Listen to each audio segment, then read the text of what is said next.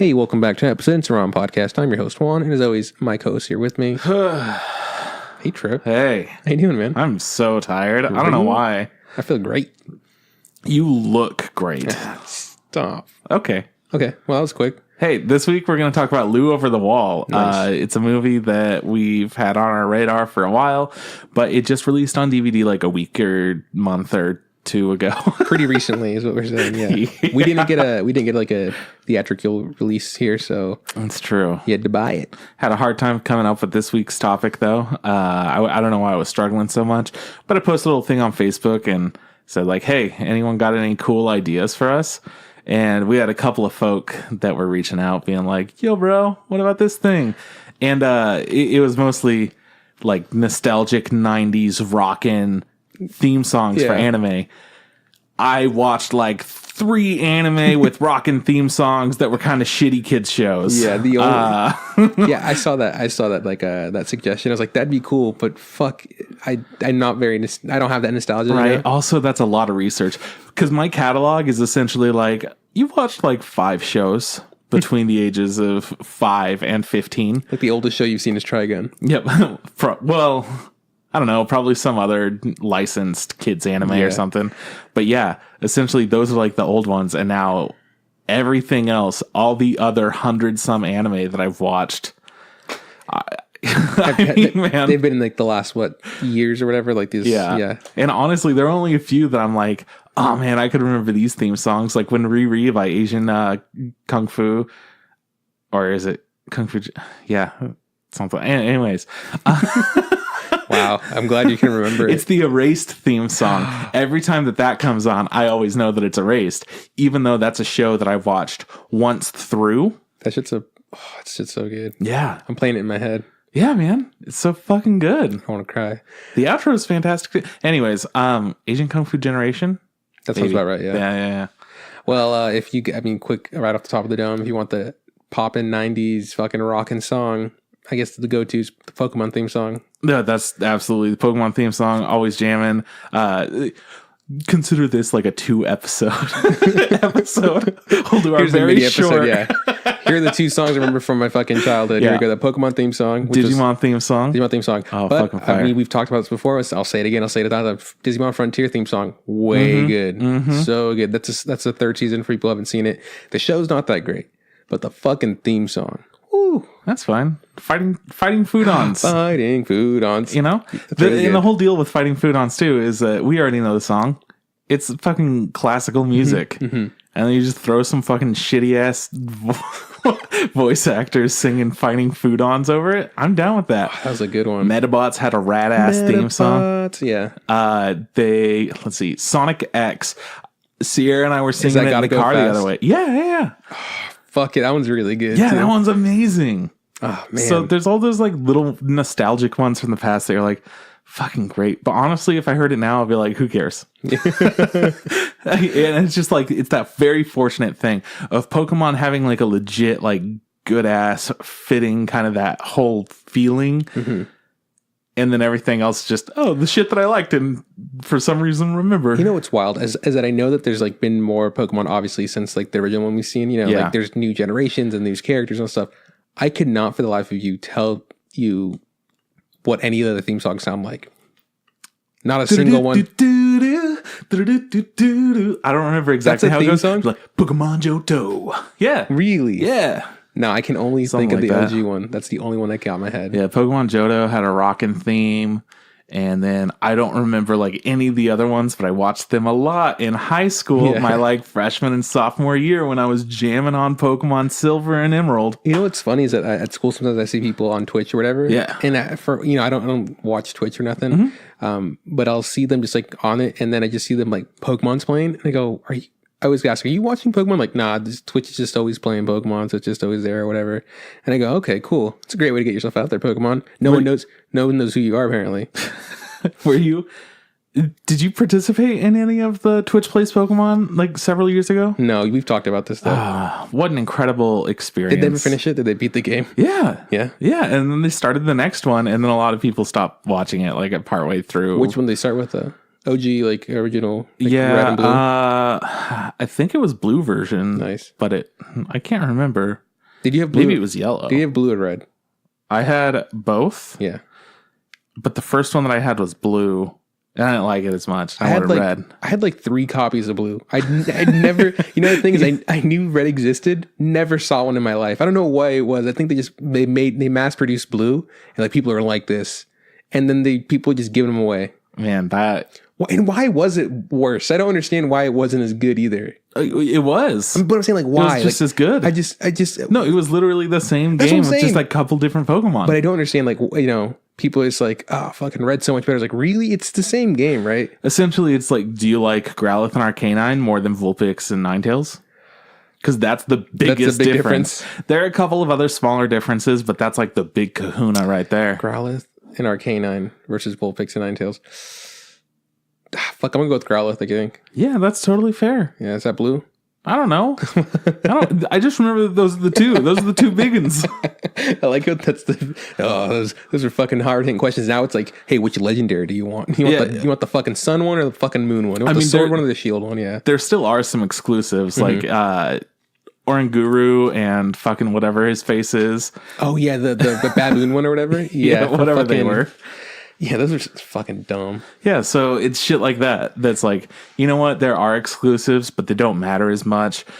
And as long as one other friend gets some other shit, then you could trade it. But now trading's so easy. You could just be like, what are you doing? I'm trading out every Pokemon that I get for the next 15 hours until I get something really cool from like some weird place in the world. Yeah. Wait, what? Yo, I do have a question. Maybe you can answer this. You know how like there's always a like mystery Pokemon that like it's like an air that pops up or whatever. It's like a weird barcode. Oh, Missing No? Yeah, that one, right? Yeah. Can you explain to me? Is that in all of them, or is that just the blue one? I think it was in yellow as well. So red, blue, and yellow. Okay, so the OG ones had that. I want to say that in gold, silver, and crystal, it was still there, but like on purpose? But it was a little bit different. Well, no, because what they did, I don't know if you know this about gold, silver, and crystal, but they made the game. They were like, "This is a fucking great game. Hey, you want to put the old one in there? We still have a ton of space. We're like masters at making video games." Oh, yeah. And they just made this huge ass game, but they coded so well that it was really condensed. And that's one of their like biggest kind of crowning achievements. Points. Yeah. Anyways, they wound up making. So that came over because of the old ones. And I think it was just like, hey, we have this, let's just put it on. And then they changed the values of things, but it still existed there. I don't remember 100%. Anyhow, yeah. Do you remember how? Wasn't it just a Pokemon that was supposed to be like there, and they just like canned it or something like that, or no? Okay, or was it something they used for testing or some shit that just stayed over? There might have been a couple of things like that, but what Missing No is there was a special glitch that you could do where you kind of like you talk to a computer or something, and then you teleport away from it. Like at the last second, you bring up the pause menu instead of something else. I can't remember exactly if this is what you do. And then you use an item or something, or you select an item and go into another menu, and then you fly to Cinnabar Island, and you go on the coast, and you could use swim, and it's only on the right coast, and you would just go up and down. You could catch Pokemon from the Safari Zone that you weren't supposed to be able to see unless you were in the Safari Zone. So that was an easy way to get Kangaskhan or Tauros or something like that if you were looking for them. Chansey.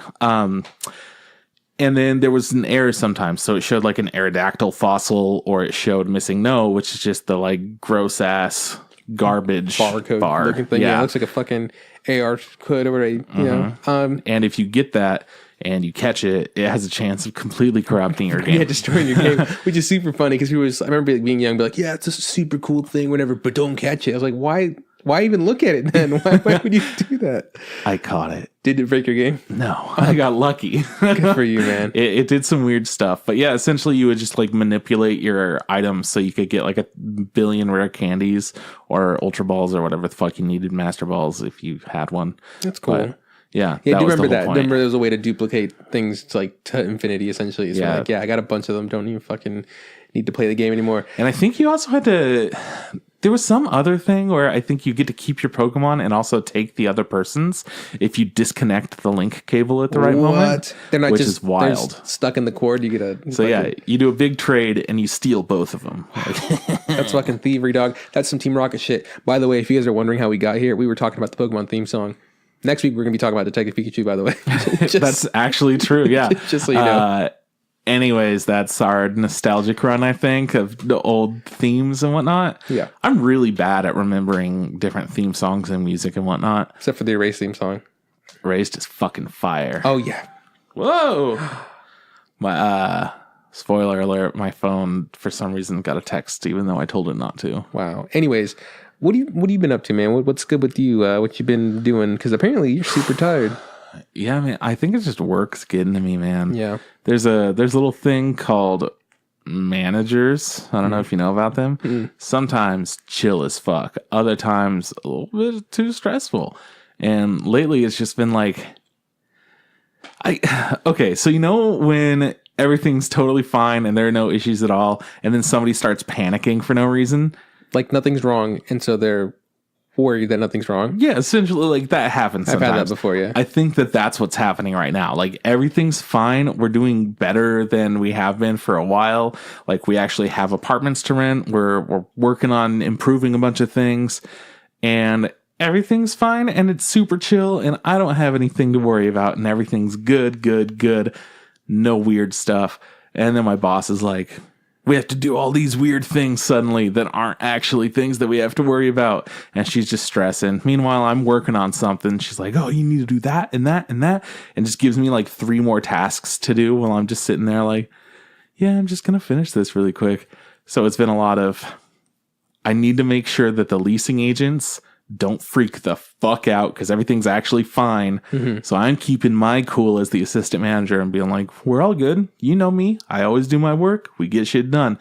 I'll help you out with whatever you need help with. We'll just deal with it. And my boss is like really high in that stress up. It's getting raised nonstop, bro. I'm sorry, dog.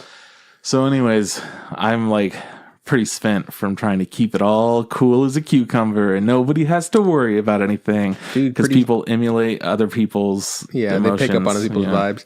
Yo, man, don't worry. Pretty soon you're going on a little vacay. A big vacay, traveling all the way across the country. Ohio. To Ohio. Yeah, that'll be dope. But yeah, anyways, that's why I'm tired. Also, I'm pretty tired because I had a fucked up weird weekend of like hanging out. Saturday, I was just like, I'm just going to play games with some buddies and have fun. And then it didn't work out because Kyle's internet decided that it didn't want to work. And then his headset decided to break. And it was a really sad time. So then we started playing Stardew Valley. And I found out that's a lot of fun to play with friends. Then we took a bit of a break, got Sierra involved with it. And then we played until 2 a.m. Whoops. The next day we had to, I guess we didn't have to, but like make some food for you, little baby boy. Made you a little Cajun chicken pasta. It was really good, yeah. That was all Sierra though. I just sat around. You had some of it. I ate it. You put it in your mouth. You chewed up. I didn't do the work. Swallowed but then we made some enchiladas later for Cinco de Mayo and made some margaritas. Yeah.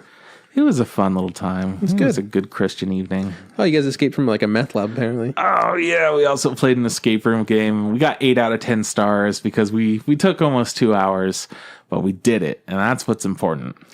While they were playing that, I took a nap because I was tired. Big nap. And I also watched a shitload of anime. I've just been playing like little games here and there, nothing like committal. So I don't have any big game talk for you, which is pretty cool. Cool. I think that's pretty much all I've been doing. Just work, and then a fun, chill weekend. Nice. Well, myself, this is right now I'm in dead week, which is like the week before finals, which usually means that you're supposed to like not be stressing over school. Right. The way my major works is dead week is crunch time. Because everything needs to be done by finals, because finals we just present everything. Yep. So I got plenty of stuff to do. Today, me and one of my classmates we're on a project together. We're talking about what we have to do, and so we just had a whiteboard there. So we just started writing all the stuff we have to get done, right? And then together we talked about how to rank them from what's most important to least important. Right. Yeah. And so like we looked at each other's stuff and we said it the way we thought, and then we talked about it, and then like by the end of it we're like, yeah, this is a good job. We know exactly what needs the most fucking attention and what needs the least, because at this point a lot of the stuff that like isn't close to being done or isn't like isn't salvageable, you're like, hey man, this is gonna get done, it's just not gonna be amazing. You just kind of go, well, fuck it, I'll finish it. You have the core done. That's what's important. Turn it in, problem solved. Luckily for my game class, the game production class, my part's done. Like I've been done since last week. All my animations are in.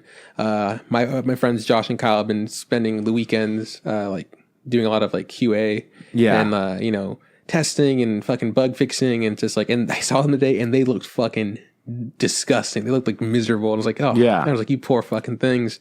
And they're like, yeah. I goes like, but then they said, they said we only have this one thing to finish, right? And then we're done. I look at my list. I was like, fuck, I got so many things to finish.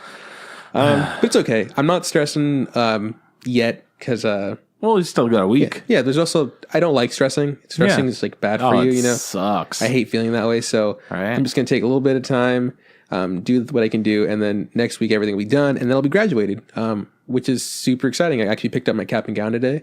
Fuck, man. Yeah, so the big old grad and fucking be done with it. You're not gonna be here. No, breaks my heart. Yeah. It could break your heart. It's almost like you love Tom more than you love me. Well, it's almost like somebody didn't invite me to his graduation until I already booked a flight. Like months ago, though. I booked a flight a month ago. Yeah, I didn't fucking know I had to invite you. I just figured you'd come. I would have if I wasn't out of town. Come? No, it's not fun. Well, you know. Well, you know. I'll live stream it on the plane. Nice, it's fun. guys, my friend's graduating. You just hold up your phone. Okay. And they're all like, yeah, woo, cheering for me. Hey, since you're good at ranking stuff now, from importance and value and whatnot. Yeah. If you had to make a person and you were going by like which limb is the most important? Yeah, like if you had to, like what order of the body would you create? I think the head's the most important part. Definitely. Yeah. Head probably the most important. First. I think after that, probably legs are really important. You got to move. I think a head with legs is you got to move, man. Okay. Yeah. Like if I had to cut something, fuck needs arms. I need to move, dog. I mean, you could roll is what I'm saying. Rolls too. I mean, I think maybe body over legs, but anyways, keep going. I'm just saying, you know, like a head that can move. Yeah. Problem solved. Yeah. You know, a head that can roll. Fucking getting dirt in your head. I don't think so. I think it goes head, legs, body, arms. That's I mean, that's probably it. Then we go fingers. Okay. Toes. And then you're going for appendages. You go hair. After that. Okay. Eyes. No, I don't know. What a dumb question. I don't know. Just curious because I was thinking more of like a body with arms would be more important and legs would be last. Because arms, you could still walk on your hands and you could like pick stuff up and do things while you're sitting there. You know, people still like dexterous enough with their feet to do stuff though. Oh, I understand that, but I'm just saying your hands could do it too. Oh, so it's just different philosophical points. Yeah, exactly. And I just wanted to know that. I think I like my legs more than I like my arms. That's why. Oh yeah, I like my arms more than I like my legs. Oh, there you go. You and I are just different people. I mean, I could punch a bull in the face and kill it, but I couldn't kick a bull in the face. I could kick a bull in the balls and kill it. Yeah. Well, yeah. If you're going for the balls, I could. That's its weak spot. Everybody knows that. Yeah. Let's see. What else have I done? I mean, honestly, there's nothing really to these last couple of weeks of my life. It's just been like do work, go to sleep, wake up. I totally get it. Like I've done stuff with you guys, but like like I forgot that we hung out yesterday. I know. You're like, yes. It's like Sunday was busy. He's like, oh, you did stuff Sunday? He's like, I hung out with you. He's like, oh, it's fucking right, we did. Yeah, you know, we watched the movie together. I'm just slowly losing my mind. That's cool. Yeah, man, I'm really excited to have these 2 weeks over with and just be a graduated person who's unemployed, who is engaged to be married. So it's a lot of stuff happening for me, I feel. There's no real fucking complaints here. So dope. Sierra's been talking about how stoked she is about Anime Expo. Oh yeah. I forgot how soon that is too. Dude, it's in like 2 months. Yeah, it's so exciting. I'm really fucking excited because like going to Ohio and seeing Tom, that's just going to be a nice, chill, fun time. But going to Anime Expo is always just like, there's so much I have to do. Yeah, we got to see DJ Marmar. DJ Marmar. We got to go to the... I'm funny how I'm ranking things. First important thing, got to see DJ Marmar. Number 2, fucking go to Yard House because, that's what we do. For me, I'm like... Number 3, fucking try to find that taco truck that had that ceviche that I really liked because they didn't have it last year. 4, get the ramen in a cup with no broth. Remember that? Yeah, I do. They had ramen that you shook. Yeah, you were into that. I was talking to the guys about it and they're like, how'd it taste? And I go, actually I didn't buy any. And they go, what? It's like, you're telling us about this thing, but you can't tell us. Yeah, well, you were into the idea of it. Exactly. But I was like, yeah, but I also wanted some yakisoba or whatever, right? That's what we bought? No, what was the fucking squid balls? What are those called? Takoyaki. Takoyaki. Yeah, so we thanks. got that. Wow, I'm so tired. I'm like, I know what it is, and like, there's the noodles, word, and the word's all just squiggles for me. Anyways, I was like, it was one or the other. I was like, fuck. So next year, I mean this year, in a couple months, if we find ramen in a cup, I'm gonna get it. It's probably gonna be shit though. I'm mostly just into like the feeling of just being free out in the town, doing whatever, and then having a big ass agenda and being like, we got to get up and get going by this time. And then being like, we stayed up too late and did too many things yesterday. And now my body hurts and I'm sleeping in. Yeah. I love being like, we have to do all these things. And then we go, you know what? Realistically, we can cut a lot of these things out. Yeah. We don't have to go to the Pony Canyon fucking panel. Right. You're like, you ever heard of this thing that we were going to go to? Nope. Fuck it.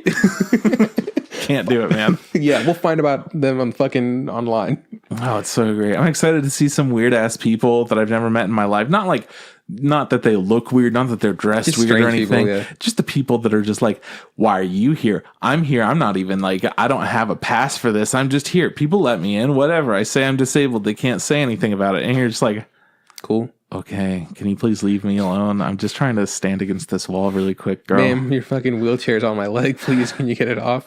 You remember that girl? No. The chick that got in because... I do remember that girl. Yeah. She's like, you cut. I was just like, no. He's like, you don't have a fucking pass. And she's just like, I'm disabled. It's like, I fucking... So? How's that affect me? She said we cut? Yeah. Wow. Yeah. Huh. Yeah. Well... She also didn't say how she was disabled. She just said she was. Yeah. It's okay. It's all it takes. She didn't seem like she was. She seemed like she was trying to take advantage of shit. You know what? Fuck it. I'm not excited for Anime Expo. I don't want to go anymore. More space for me. No, I'm really excited for Anime Expo. Yeah. All right, man. Space for me. Let's move on. How about you tell me what animes you've been watching? All right. You want me to list them? List them. How many hands do I have to use for this? You get 1.5 hands. 1.5? All right, cool. So... First off, One Punch Man. Y'all know it. Y'all love it. Honestly, it's doing good. Okay. Good. It's a good Christian show. You got your boy Saitama. He's doing some funny things with bananas. I'm okay with that. King, turns out I like King a lot. He's pretty cool too. And now we're going to do like a tournament arc. Nice. Which should be very fun. I don't know. I really like it. The 4th episode felt like there were a couple of moments where I did laugh out loud and it was genuinely funny. The animation's still not top notch, but it's good that they're able to deliver those moments because it's hard to make jokes that are laugh out loud funny. Yeah. Especially in anime, which is more like action oriented, I feel. Yeah. Like it's fun. But usually it's not like funny. When it comes to humor, you're either funny or not, you know? It's not like it's really weird for there to be some kind of in-between ground. Either it did make you laugh or it didn't, you know, genuinely. So it's good that they can at least capture some of that. So what we liked from the old, when fucking Madhouse had it. Exactly. Yeah. Right. Dororo, still sad, still good. It's got some very mixed things of like, hey bro, you remember how like demons or whatever? Also check it out. Like we're kind of bad. Be a good boy. And I like that. It's a lot of fun. I still think it's one of the best shows from the last season. And I'm so happy that they made it 2-core because it just feels so genuinely fresh, even though it's based off of something old. Mm-hmm. It just, I don't know, man. It breathes new life into this kind of genre of anime that we get like shoved down our throats that does well. That all, I don't know, everything feels so similar. Like all isekai and whatnot, there's like 80% of the anime are isekai, or it's just like some generic ass shonen shit, or like even with Demon Slayer, I'm liking it, but it's also like, all right, man, it's just shonen. Like this guy's gonna try real hard. He's gonna be good at shit, and then he's gonna like learn about himself and other people, and he's gonna make a difference in the world. Whatever. Mm-hmm. But Dororo feels like it's a really big mix of is this a good thing? Is this a bad thing? Like we saw the effects of Dororo latches onto Hyakumaru, and it's just like, I'm helping you because you saved me. And then Dororo's taking out all these demons, or Hyakumaru's taking out all these demons, and Dororo's just like following behind, like, fuck yeah, let's kill all the demons. We have to. They're clearly bad. But then you see all the effects that it starts having from these demons not being in these different parts of lands, and you see that they're just a lot of, there's a lot of issues with crops and whatnot, and there's just a bunch of issues in different towns, and you start to see the effects, especially in this last episode, where Dororo wound up killing the demon of the town. but the demon was actually kind of like making the town prosper. Like it was interacting with each person, and they were all kind of like worshiping the demon so that they would stay alive. And then after the demon left, everything went into shambles, and people didn't have any way to get food. People didn't have anywhere to live anymore. Everything just got fucked up. And Dororo starts thinking like, okay, Hyakumaru clearly needs to kill demons, and demons are bad. But sometimes I guess we got to look at the situation a little bit better because... like pull back and look at the whole scope. Yeah. Yeah, exactly. So I like that it's trying to do that. And it feels like it's been a slow ramp up to that this whole time. So philosophically, I think that this show is a breath of fresh air in this whole climate of anime. If that's good. Yeah. So big good things to say about that. Didn't watch any more Sarazanmai. Just haven't been able to find some time to myself where I want to watch anime. Even though I really do want to watch it, I feel like I've been going pretty hard on anime and I've gotten burnt out. Let's see. Also been watching the fucking, why am I forgetting the name of it right now? Shield Hero? Yes, thank you so much. I'm glad that you're here to help me out. That's why you're my co-host. Anyways, yeah, Shield Hero is pretty good. It, like I said before, it still is an isekai. It feels like everything else, but it's just a fun story with some fun characters. Yeah. And now we get to see a cool new arc pop up. It felt a lot like D&D type stuff. It was very Dungeons & Dragons-y because it's essentially just, hey, you're doing this whole thing, but here's a new thing that you're now a part of, and you're very important, so make sure to be important. I didn't know I was important. I just thought I was a part of the party. That kind of stuff, you know? Yeah. So it's cool seeing that pop up. And watch some Bungo with Kyle. Now he's caught up to the movie, so he needs to watch the movie, and then after the movie, it goes into season 3. Wow. So we watched a good 25 episodes in the last week. Yesterday, you also watching Durarara for some reason. Yeah, we watched a couple episodes of Durarara. Just gotta put it on. Well, I didn't want to watch the Bungo movie that late at night. So I was like, here's the next thing that we're going to watch because Kyle's almost caught up with that. And we're not really watching any anime together. Has Kyle not seen Durarara? No, that's a good show. Yeah, it is. Well, the first season's really good. Yeah, that's exactly what he said. Last night, like I walked in and saw something was on the screen. I was like, this looks familiar. And I'm like, it looks older. I was like, fuck, what is this? And I was like, is this Durarara? You're like, yep. And I go, nice. And you go, I go, good show. You go, first season, good show. And I go, yes, first season is a good show. Exactly what we said. Exactly. Because we do like the first season a lot. Season 2, it really just felt like it was doing nothing. It got nowhere. It's like, hey man, check out all this cool shit. Well, you know what's it went nowhere. What's funny is that recently I rewatched Durarara to watch the second season because I never got around to it. I just took your word for it. And I was like, you know what? I got fucking time. Might as well. But I was like, you know what? I do want to rewatch this because I remember enjoying it. And I rewatched it and I finished it. And I was about to start season 2. And I go, you know what? Maybe not. Literally, I finished. I was like, oh, this is great. And I go, the one reason I watched this was to watch season 2. And I go, nah, maybe some other time. So with Durarara, I forgot about the things that I like so much about it. The intro being just like, hey man, here are all the characters and their little interactions, but they also throw in the middle of their recaps of what was going on. But instead of being like, this is what happened last time, it's like little clips of like high action as it's going through the intro. I love that. I love that it's all integrated. And then with the outro, I also like the simplicity of the outro, just like all the characters kind of stacked up on top of each other as it scrolls down, and with some nice like ripple effects, like there's different colors of water drops. I remember when I watched it subbed the first time, I had the hardest time because it goes fast with the chat, especially with the chat bit where they're like talking. The second time I watched it dubbed. And you know what? I was complaining about dubs earlier to you about just whatever. We were talking about it last night, yeah. It's a pretty good dub, I actually really enjoyed it. Dubbed actually was surprised at how much I enjoyed it because I remember liking the sub a lot. So yeah, there's hope, I guess. I mean, but that is an older show.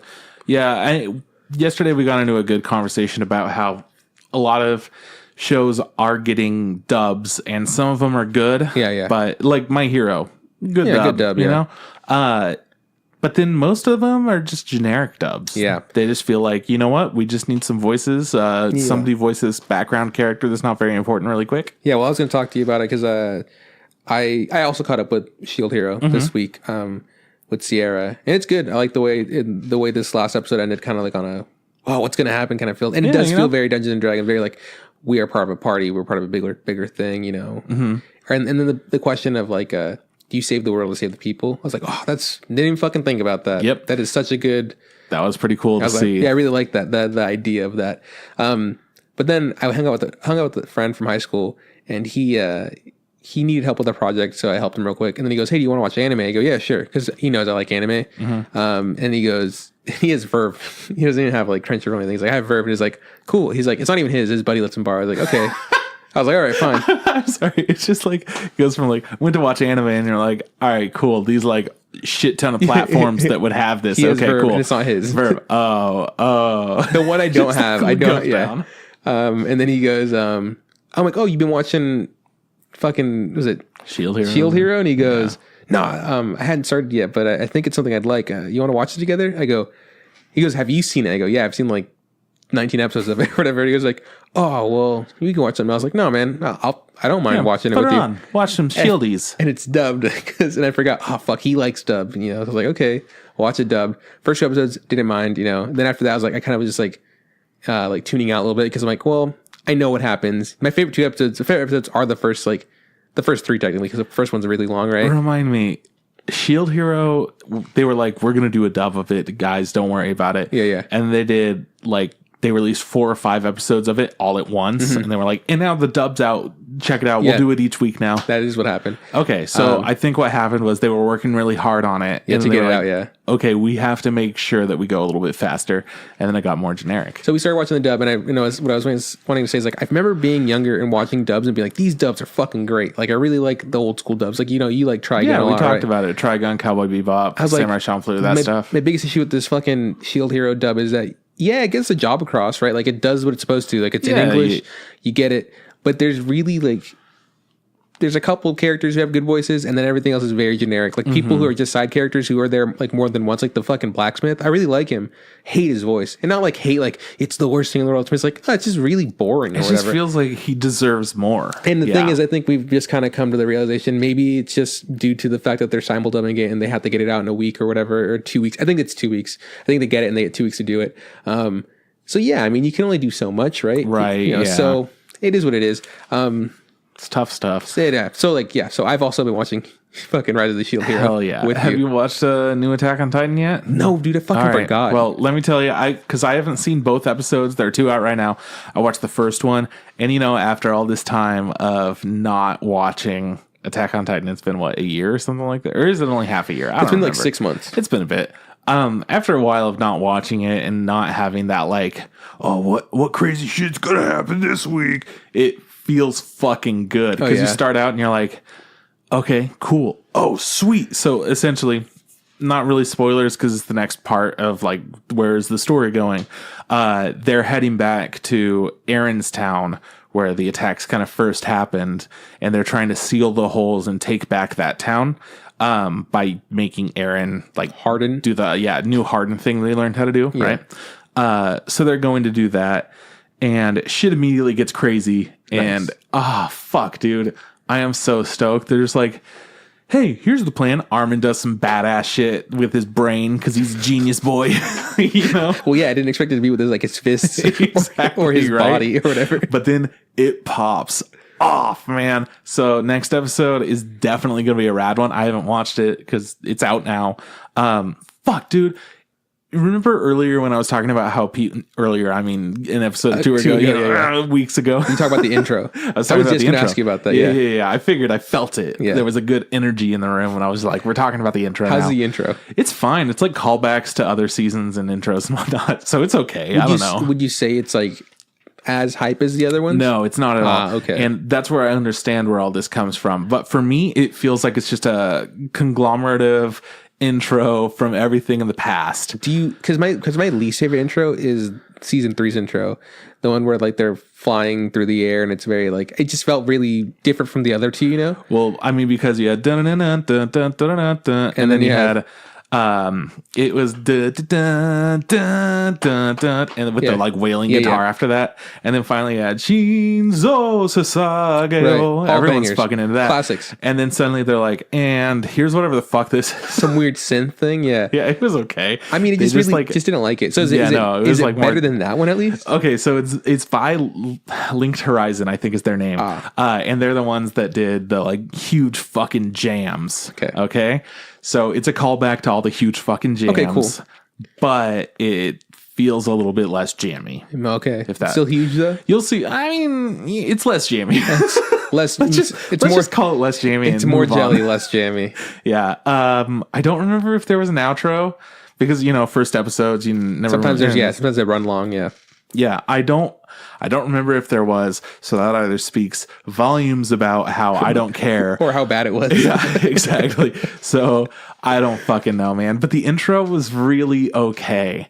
No reason to get mad about it other than it wasn't as good. But then honestly, you had 3 great, like fucking insanely good intros. Yeah. So yeah, fucking. I remember season 3's first intro now. Yeah, okay, I remember it. It's okay. I didn't like it. It's not even in the same realm. Exactly. It's okay. Yeah. It's like they forgot to make the song and they go, oh fuck. Yeah, no, they just got somebody to it put it in. It doesn't even feel like that. It's like they were making an intro for another show. They were like, hey, you made that Attack on Titan intro, right? And they were like, oh shit. Yes, we did. It's like, hey, can I copy your homework real quick? Yeah, exactly. So just change it a little bit so people don't know it's the same. Right. So that's the way that the season 3 first intro sounded. Yeah, because we're fuck this. This makes me so mad. We're still technically on season 3. Yeah. Fucking assholes. Yeah. Why even split? Anyways. Who the fuck you playing with? We're not doing this again. Go fuck yourself, though. Fucking you think you're so fucking smart, you're not. I got back in it so fast though. You're gonna be like, all right, yeah, no, I remember this is fun. And then at the end you're gonna be like, oh yeah, I get it. Attack me. Just like take my shirt off, start flexing. It's like, yeah, I'm the Titan. Eat my neck. Well, I'm excited because that third season, even though I disliked the intro or whatever, it was still really fun. Yeah, it was what I wanted season 2 to be because I'll say it 1,000 times. I'm still really mad about season 2, the wait and then fucking getting it. It's not even fucking, it's like what, 12 episodes? Or it was 11. I was like, go fuck yourself. I was so mad. But season 3 for sure delivered. Oh yeah. Season 3 brought us back because season 2 was a lot of like, here's some cool shit. We're not going to do anything with it though. Fuck you. It was like, oh, what, guys? Here's some cool shit. It's also only been like 3 days. I'm like, oh, and a lot of it's flashback. It's cool. Right? Oh, I was so mad. Yeah, they're like, it's winter time and I'm with the princess. You're like, okay, cool. Guys, this is weird. Cool story, bro. Because that's what got me into Attack on Titan. The fucking winter time with the fucking princess. But then it all kind of comes together. Like there were a couple of really cool moments in season 2, whatever. But then season 3 comes together and you're like, I'm really glad that season 2 was there to prepare me for this season. I guess. I appreciate it because it did give us a lot of context and story, and it did a lot of stuff with the religion and kind of like Titan transformation that we got to learn about. And season 3 was just like fucking nonstop popping. Oh, season 3 part 1 was just like nonstop fun. I understand what you're saying. Yeah, it was awesome. I'm still upset. Go fuck yourself. Yeah, I'd fuck myself. So, anyways, season 3 of Bungo. Haven't watched any more than I watched previously because I've been going hard with Kyle trying to get him caught up. He didn't actually realize that the 3rd season was airing right now. I don't know why. He just thought you guys were watching Bungo? No, because he wanted to watch it. I was like, all right, well, now that you don't have any fucking anime to watch with me, do you want to watch anything in particular? Is there anything you've been thinking about? And he's like, I kind of want to see what this whole Bungo thing is about. So we started it and we got pretty far into season 1. So I was like, all right, so we're just watching it. He likes it enough. What's super funny is when you said that, I thought for a second, Kyle's gonna be like, I've been really interested to check out that Taboo Tattoo because Taboo Tattoo came out the same season as Bungo, and I remember being like, they both had really strange names in my opinion, but be like, one is really fucking bad. Fucking oh man, Taboo Tattoo. I don't know what the fuck happened with that. It was crazy times. If Kyle would have said that, like, hey, want to watch this? You could be like, go fuck yourself. Like, man, you could go watch it by yourself on your own time. Yeah, but with season 1 of Bungo, it's a lot of like Japanese I guess references and little things that would make you excited if you knew Japanese literature. Mm-hmm. I don't, so I'm not as excited about all that stuff in season 1. but it's still fun. It's still cool. I was into it. But then season 2, after you've gotten to know the characters and everything, season 2 comes in and they're like, all right, and here's like a third group of people, and they're all like named after English writing authors. So you're just like, oh shit, John Steinbeck is here. Okay, I just gotta pay attention to what's going on because Fitzgerald's just showed up, and it's just a lot of fun. And then they've also got Lovecraft is one of them, one of the characters, and he's got like crazy moon tentacle powers and could turn into a giant monster. He did, which is neat. which one did he do? The movie that always reminds me, it's H.P. Lovecraft, right? Whatever, right? Yeah. What's that fucking movie that he's always in? That he's in? Who the fuck are you talking about? Can't remember. I'll try to remember. Are you later. talking about Cthulhu right now? No, or are you keep talking going. about some other shit? I'll remember in a I bit. have no idea what you're talking about. But yeah, season 2, so much better than season 1, just because you already know the characters and it gives you more time to kind of enjoy these smaller story arcs for characters and their kind of personality and personal issues. And I don't know, man, season 2 just delivered in so many different ways than season 1. Season 1 was a lot of like, hey man, you're not like great now, but you sure will be. And then season 2 is like, you better be fucking great because that's why you're hired here. So get good fast. Yeah, I liked it. And I think that's all the anime I've been watching. Would you like to tell me about your animes? Yeah. Actually, K-On!, but whatever. K-On!'s good. K-On's good. K-On's good. Next. I caught up with Rising of the Shield Hero, which is something I've been really behind on anime just because of school and stuff. Yeah. So me and Sarah tried to watch as much stuff as we could. So we watched that because that's what I was most behind on. Yeah. And a lot of stuff happened. I've watched the Raftalia episode, right? Yeah. I get it. I liked it. It didn't make me cry or nothing. No. It was sweet. I understand how it's emotional. Yeah, I liked Had big impact. what I liked more than that was the fucking Philo's queen or whatever. Flolial Queen. I thought that was super cool. Oh, it was really, that was the whole D&D thing. I was like, man. oh, it's awesome. Felt Look at like that. Yeah. Such D&D. She's like, do the Tyrannosaurus thing, yeah. Rex, don't mind if I do. She's like, do the thing I'm telling you or I'll fucking kill you. I was like, Yeah. oh shit. And it's Yeah. like, just a fucking test. Don't worry about it. Actually, I care a lot about you. I just want to kind of see Yeah. where you're at. Here's your I dumb also cowl. like her whole thing of like, hey man, don't go full evil. And he's like, if I have to, I will. And she's Yeah, like, right. listen to me, man.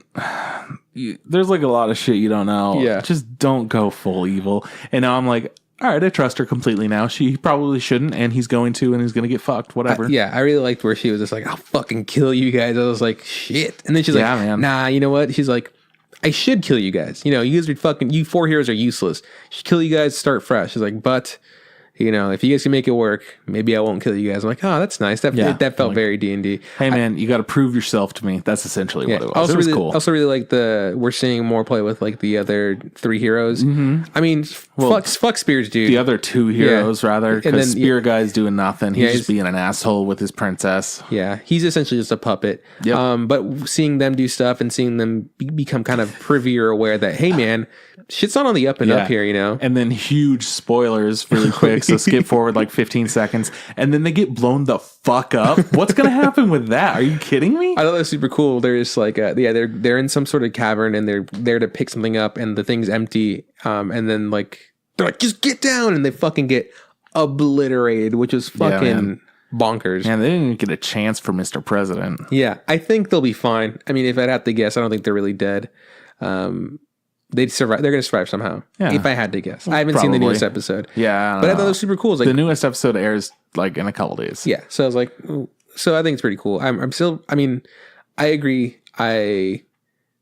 I'm tired of isekais, right? Yeah. And there's times where this show will be very, very paint by numbers. Like, okay, I get it. You got to do the next thing. Like the very typical isekai thing. And I'm just like, because I really like the way it started. I felt like it was really different. Yeah. And then it changed a bit. And then it changed again. It keeps like flipping and flopping and stuff. I like that it keeps doing that because like after that whole arc, I'm like, all right, you're allowed to do whatever the fuck you want to do you've from grown, it. And then I'm like, oh shit, he's going to be like a traitor. That's pretty cool. And then he changes it again. Yeah. Cool. So we're just taking care of the shit that other people fucked up. All right, cool. Oh, sweet. So we're doing the big attack. Okay, the big attack's over. Now what are we going to do? Yeah, it feels very much like a fucking campaign of D&D, which is something which I enjoy. But there are times where like they just do stuff. I'm like, you have to do this. I know you have to because it's an anime or whatever. Yeah. But I'm just like, oh man, I wish you were better than that. I wish you would fucking somehow figure out how to get around doing this stupid stuff. I agree. I still really like it. What else is pretty cool? I watched some more Demon Slayer. Yeah. He went to the final something. What's it called? The summit. The like the final selection, test something like that. thing, Yeah. yeah. And he has to survive 7 days like on a mountain that's just like fucking filled with demons. all over. Super cool. I really like that bit where he's fighting the really big demon that's been morphed. Arms boy. Yeah, because he's like eating other demons and he's eating people along the way and he's been alive for He's like eating all of the people that his master has trained. yeah, which he's like, So he's like, fucking oh, I'm cool. gonna eat all those people with the fox mask. I was like, oh, that's fucking sad, you know. And to find out that like the people that he saw weren't really there, you know, that they were dead. I was like, oh, and then to That was see pretty them cool, though. to see them die because we didn't like to see the silhouettes of them. I was like, oh, that's so sad or whatever, you know. But I guess that's just the world. Like the world is that world is very real in the sense that like people die. There are consequences. Yeah. Like it's not just like you'll be okay no matter what. Like no, you fight these demons and more often than not you get fucking you get killed. Yeah, which is cool. I really like it. And I really fucking dig the way they're doing his water attacks and stuff. Like the graphic style that they The go for. animation's killer. It's fucking very good, very nice. Really thick, but like pop out at you kind of action, but it doesn't feel like it's popping out. It just feels like a fluid, like I'm looking into another world essentially. Yeah. And also really every time I watch the intro I get juiced because there's a lot of really cool like There's some characters cool in there, stuff. right? Like Yeah. like and I just really want to meet them. I want the story to progress or whatever. Boarhead, let me see you. I want to see the Boarhead guy. I really like the guy that has the weird haircut where it's like cut on the left side and the right side and he's got like a scar. A lot of people have scars in this fucking show. There's a Shocky boy. He looks like really shocky. I don't know, man. There's just like a lot of the show that I really still enjoy. It's not like perfect by any means. It's a shonen. You know? So did you see the episode after he fights the arms guy? I stopped at the arms guy. Just making sure. I do want to talk to you about they introduced like a rival type character. I figured. Who's essentially just like the biggest asshole in the world. And I'm like, that's the part where I'm like, that's do I not shonen, like this show? That's shonen to the T though. That has to happen. I know. I feel like I saw who he was in the group of people Yeah. when he shows up. Like he like kind of they scans the people. A lot of them are very generic, and then you see that person has blue hair, that person has pink hair, or whatever. And then there's like this one guy. I'm like, that guy, that's an asshole. That guy's gonna be fucking all on his shit, and they're not gonna like each other. And eventually, they're gonna fucking like each other, or whatever. It's gonna be like that, just because that's what happens with these types of shows. So, what else did I watch? I don't know. I think I watched. That's it. Yeah, I wanted to watch. I fucking forgot about Attack on Titan. I forgot about One Punch Man. Well, it's hard because Attack on Titan was like, we'll come out like a month later. And One Punch Man's just like, I don't know, Hulu. I forgot it was on Hulu. Now it's on Crunchyroll. Cool. That's the Yeah, cue. I do too because I'm sick of going to Hulu. Fuck you, Hulu. Yeah, Powerhouse of Anime, my ass. Bring me more American television. I want to watch the hottest new episodes of AP Bio, and that's it. That's Thank you. all I want from you, Hulu. I also started watching Barry though. It's on anime. I watched a couple episodes of that. That was good. Game of Thrones. Watched some of that. Yeah, I watched one of those. Caught up with Survivor. Caught up with that. Ooh, I've seen things. I've heard of that show. Of it. Yeah, so that's anime I heard wise. there was an asshole this season that doesn't know how to swim. And he got voted off like immediately because he absolutely should. Who the fuck doesn't know how to swim if you're on an island show? He got voted out second. Yeah. I wouldn't call him an asshole. I would call him I'd call him a dumbass. Like he's to think that the fact that you can't swim in the game where you're stuck on an island and swimming is a huge part of the challenges, and to be like, people understand like this game's for $1 million. If you don't know how to swim, you shouldn't be out here. I mean, even if you're like a poor swimmer, that's fine. But don't be like, don't go up and be like, I don't know how to swim. I literally learned the week before this. It's like, what? Why didn't you? What? How have you not practiced and trained for at least a while? Like, I know how to swim. I'm not the strongest swimmer, but I can swim. If you're about to go on a show, you're like, I better get better swimming, at swim. right? Yeah, there are some swimming and diving competitions. I should learn how. He sucked, especially because he got voted out. And in this season, they're doing a thing where, like, when you get voted out, you can decide to like go to the edge of extinction, or you go to like a smaller island and you just kind of starve there till they bring you back to compete to play again. And so he went to the edge of extinction, and then he lost his chance to come back into the game. And then they're like, hey, man, it's not over now. Like, you can still go back to that extinction, or you can go home. Your choice. And he goes, fuck it, we're staying. We're going to fucking power through the edge of extinction. He goes back to the edge of extinction just to fucking give up there. I was like, what a waste of time. He goes to the edge and like he pulls the white flag. I'm like, oh, what a bitch. What a waste of a fucking time. Anyways, I still really like the show. So good. Besides fuck that guy. Fuck that guy. What an asshole. Trip, how about we get to the news? I would love to do that, but first you need to stop rushing me because I have to get to my shit that I saved for the news. What a drama All right, hey, queen. check it out. So OreGairu season 3, it's the thing that we've all been waiting for, right?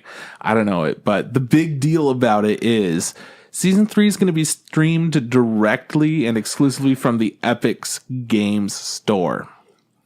Wait, what? Yeah, the Epic Game Store is getting a season 3 of some anime, and it's exclusive on there.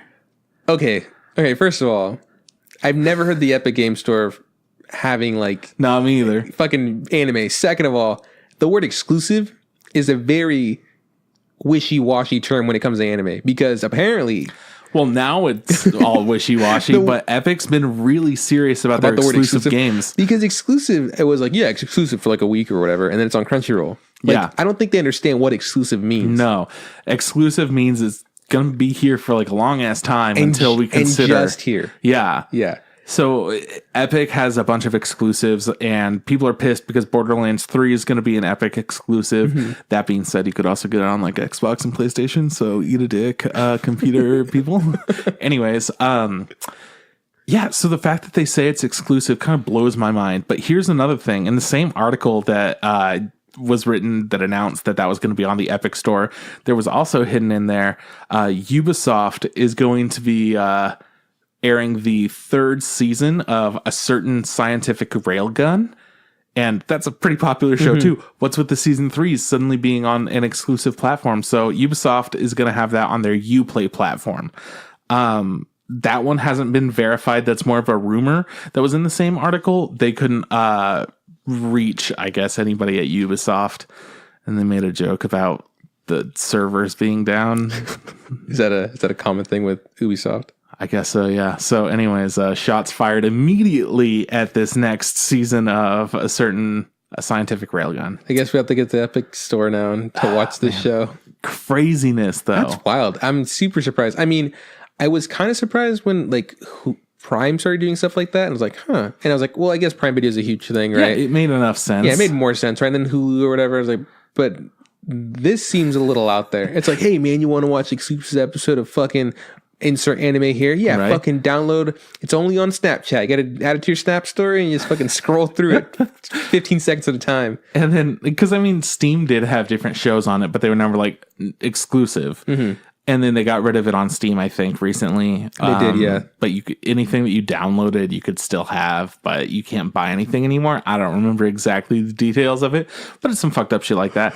It's crazy to see that Steam, this huge fucking platform for all these different games that started doing TV shows and stuff, and then became kind of a thing that some people actually watched anime exclusively on Steam. Blew my mind that that's even a thing that I can say. But anyways... the fact that all died and now they're like, and exclusive on Epic Store. Fucking insane. Yeah, it's wild. Anyway, some more wild shit. The Quintessential Quintuplets Season 2 anime has been confirmed. I am so fucking pumped for my boy Kyle right now. Hell yeah. Kyle's going to be jazzed. We told him yesterday and he's just like, what? Really? Like you could see it in his eyes, Trip. He was so, and he goes like, it's not like good or anything. He goes, but, it just makes me feel nice. I was like, oh, Kyle, it's consumed you. You are this now. So you love this shit. So since Kyle's review of the show was, just his opinion, overall, the general consensus with the Quintessential Quintuplets is they do a lot of things for this genre of like harem anime that are done perfectly or different than other things. So essentially they just make 5 likable characters and our main character.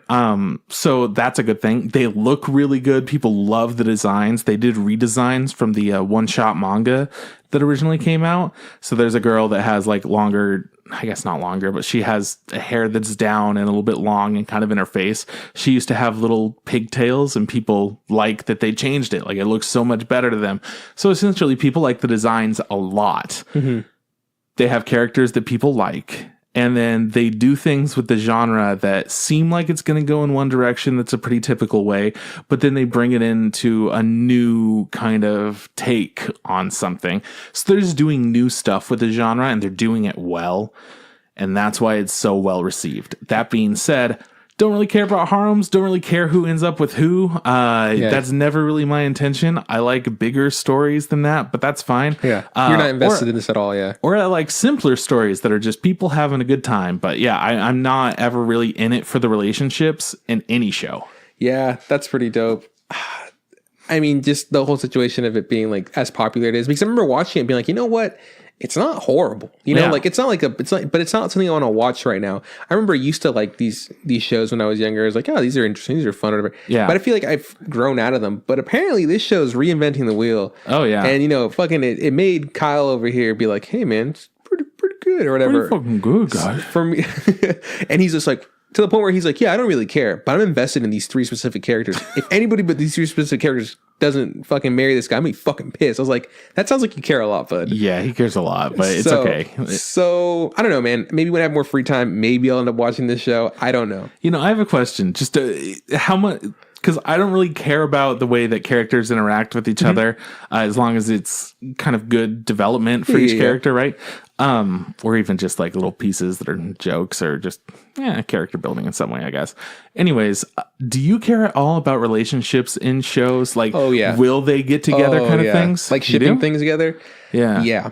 I don't know why, but I for sure am invested a lot like in characters, like people relationships who obviously don't matter, right? Yeah. Like, you know, Darling in the Franxx, I'm like, fucking better, this person better hook up with this person, and like they don't, and I go, I'm fucking mad now. You know, it's weird because like it doesn't fucking matter. First of all, they're not real, right? But shipping people together, I don't audibly ship people together. I don't go, you better, like I don't make it a point of things. But it's kind of something you think internally about. or mentally, I go, oh, they better fucking hook up. They better start fucking and making babies because I am upset right now. Damn. So yeah, I guess I do, and I get it happens a lot in anime, I guess, because like there's always those kind of characters, like, you know, boys and girls or whatever. I don't think it happens too much in like live action TV, you know, like I don't think I do that very often. What about like Jim and Pam in The Office? That whole like will they won't they for a while. I think the issue with that was for me was I watched The Office way late or whatever. Oh, okay, so I knew it was gonna happen. Yeah. But it was more like, this is fucking bullshit. Just fucking hook up already, because you know they love each other so much. I think the closest thing I can say is maybe in like cartoons that are more I don't know, like this is weird. I guess like when I was younger or whatever, you know, there's like, you know, like you'd watch Ed, Edd and Eddie or whatever, and you'd be like, I'm like, fucking the Canker Sisters with the Eds? I don't fucking think so. You know, fucking Double D deserves someone way better than that. Okay. And then fucking I'd be like, what's her name? I don't remember what the name of the tomboy girl was, but I was like, I don't remember. She's not good enough for Double D. It was me being like, Double D's the best. He deserves the fucking finest piece of ass out here. And there ain't no one that's worth him, you know? All right, I got you. But it was weird because it didn't fucking matter and didn't make any sense or whatever. Or like shows that had like fucking Codename Kids Next Door had a bunch of flash forwards and stuff, and they'd be like, here they are when they're adults, and you'd be like, well, why the fuck is it number 4 and number 3 married? You know, what's going on here? Fucking Codename Kids Next Door. Why would you lead me astray? Yeah. So I guess to answer your question, yes, I am very, very invested in who ends up with who. Okay. So in a different situation, how do you feel about the relationship of 2 characters that aren't together, but they seem like they should be together, and the whole thing is kind of just leading up to something happening with them, and it's very specifically like it's just going to be them or it's not going to be them. It's not like other people are in the mix. How do I feel about that? Yeah, how do you feel about things like that? Like, are you invested? Do you want them to get together, or are you just like, well, let's just see where their journey goes? I don't know. I guess in that situation, if it's just 1 and 2, right? Like obviously they're meant to be together or whatever. Usually, but I don't know. I guess a good example of that show of that situation is the show of the fucking chick that teases the other guy. You know, it's just the 2 of them. It's the middle school kids or whatever. Okay, you know, all they do is tease each other. I don't think I'd care if they got together or not. No, because like I don't think that's what I'm invested. I don't need there to be at the last season like a huge flash forward of them being together. Because I feel like, oh, cool, it's young love or whatever. That feel like that question and that situation is very, very dependent on like who the characters are, I guess. What about like Anohana? Oh, okay, yeah, because like there's like the whole love triangle kind of thing. Kind of. I think I also don't care in that situation just because I like them as friends more than I do liking all of them as like these are cute couples or whatever. Because, you know, he likes her, she likes him, he likes no one, fucking big tan guy just kind of off by himself. And I do see like, oh, there's these two characters and they obviously, could be together or whatever. But if they doesn't like get set or get resolved, I'm okay with it. Cause like, we don't have to see that. At least it didn't say it didn't happen. Yeah. So in my book, this is kind of how things work. And this is how I care about stuff. Yeah. I want the characters to be more fleshed out in the first place. Like, I can't really care about it if it's just like, kind of sweet people together or whatever. That seems right. Yeah, they should be together. Yeah. I care if they are fully developed characters that kind of have a natural bond with each other, just in their personalities in different ways. Like Rascal does not dream of Bunny Girl Senpai. Yeah, like the two of them, yeah. That was a great couple, and I didn't give a fuck about any of the other girls with him, and like that was never even a concern because I felt like the chemistry between the two main characters really fucking got that part. Solid, right. Yeah. But then there is something like Darling in the Franxx where you have all these different characters and who should be with who kind of thing. And that was a little bit more frustrating because I feel like it was more forced. Yeah. And that is like I don't think that this is as natural as they think it is kind of thing. Because I'm like, oh, no. All right, like Ichigo and Gordo, they should be together because Gordo's such a good guy. And it's very clear that Ichigo's never going to be able to be with our boy, whatever the main character guy. Yeah, fucking Horns McGee over here. Yeah. Yeah, no, I agree. It does feel contrived. Like Darling in the Franxx, it does feel like they did that on purpose, right? That's their like, but the other one, like the Rascal Girl does not dream of Bunny Girl Senpai. It was like the last thing on your mind, Yeah. It wasn't like, well, I wonder if they're gonna it doesn't matter. I know in my heart, I know what's gonna happen. So my difference between everything is I love seeing relationships. I love seeing like, oh man, they're together. And I like seeing how these new things kind of like how they can approach them and how they handle them together versus these people are getting together or not, or everyone's, I don't know what's going on. I hate that. It just feels so like you're pulling me so many different ways. Yeah. And it doesn't feel genuine. I think that's my issue. And the thing is, people like that. Yeah. That the thing that you don't like, that's what they're craving. Exactly. They're just like, oh, I'm fucking, they better pick the girl. It's which I totally understand. It's the fucking Bachelor. It's the Bachelorette. Yeah. It's all of those fucking shot of love with Tila Tequila. Shot of love 2 with Tila Tequila. You know what I'm saying? I do. Fucking, Flavor Flav, Flavor of Love 2. Fucking, it's all of those. It's just like, it's very contrived. Yeah. And that's why people like it. Oh yeah. Which I totally understand, but I'm like, these are the ones that really do it for me. So harems like that, I never care because I don't want the character to be with like anybody in particular. They need to be with the right person, and maybe they should be better people, and then it matters. Or as opposed to, well, they kind of looked at each other at one time. Yeah, exactly. What could that mean? Oh, well, they just had a shitty situation, so they're clearly not going to be as invested with each other. I don't really care. Yeah. Well, I mean, all that being said, Quintessential Quintuplets is getting second season. People are super excited about it. Good for them. Because it does really good things with the genre. Good for them, man. I like how here we are again. All right, Bones. Bones. Moving on to the next topic. Bones. Okay, Bones. For a second, I was like, studio. I was like, yes, Bones, the TV show. You mean Bones, the studio? I do mean the studio, not the television series. But they're making an anime version of Bones. Maybe. They're working on a completely original movie project. They're currently in the planning stage of it, so there's nothing like, in particular that's going on. But they're making a movie. But they're making a fucking movie, and it's an original ass thing. And I don't know, man. I'm into it. Bones does My Hero, right? Uh-huh. And they do Mob Psycho 100, right? Oh, yeah, they're fucking set. Yeah, Anoreka 7. Ooh. And I think they do Bungo. Nice. Yeah, I think they do Bungo. No, they do. They for sure do. All right, thanks. You say that. I've heard you say it several times. Good for them. Right. I mean, I'm really excited to see what it is. I mean, and if we get more news, we'll be letting people know. But as of now, all we know is they're making a movie. And as of now, we don't have any more news to tell you right now. So let's go and talk about Lou Over the Wall. All right, so for anyone that doesn't know anything about Lou Over the Wall, you're in the same boat as Juan and I, because we went into this just knowing that it's made by our boy Masaaki Yuasa, I think is his name. Mm-hmm. I don't know how to say his name properly because I'm a big old white boy, but whatever. Mm-hmm. So Masaaki Yuasa, he made some stuff that we like a lot. You first watched Ping Pong the animation and you were like, I fucking like this style. Yeah, it's like the ugliest, prettiest thing in the world. Yeah, fucking great. And then we went on later to watch some Devilman Crybaby and to watch the Night is Short Walk On Girl, to Tommy Galaxy. Yeah, we went back to the Tommy Galaxy, yeah. there's some good ass stuff. And then Lou Over the Wall as well. And then it's made by Science SARU is the studio, and he's worked with them for all of his like little projects that he's doing. I think he joined and started doing this after he did the Tatami Galaxy.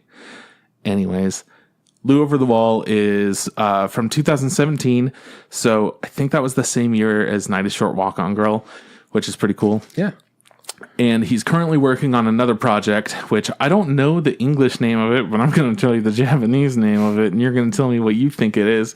Kimito Nami ni Noretara, which I think means something about the ocean or sea.